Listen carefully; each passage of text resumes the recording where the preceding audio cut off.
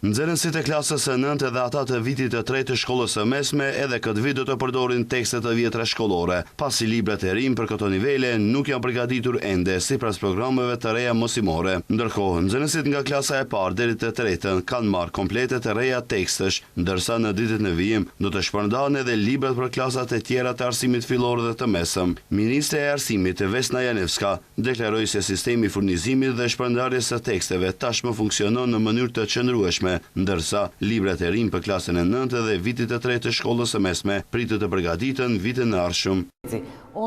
Në ditët në vijim do të fillojë edhe shpërndarja e teksteve për klasën e 4 dhe klasat më të larta në arsimin fillor dhe të mesëm. Porosit janë bërë librat po shtypen për të gjitha lëndët, përfshirë dhe ato për të gjitha gjuhët e huaja, të cilat mungonin prej vitesh, por janë siguruar që nga viti i kaluar. Përjashtim do të jenë tekstet për klasën e 9 dhe vitin e 3 të shkollës së mesme, sepse sipas planit për reformimin e sistemit arsimor, vitin e ardhshëm parashihet hartimi i programeve të reja mësimore dhe paralelisht me to edhe i teksteve të reja shkollore. Ndërkaq, kryeministri Kristian Miskovski theksoi se është për të ardhur keq që në kohën e inteligjencës artificiale ende konsiderohet të sukses shpërndarja në kohë e teksteve shkollore.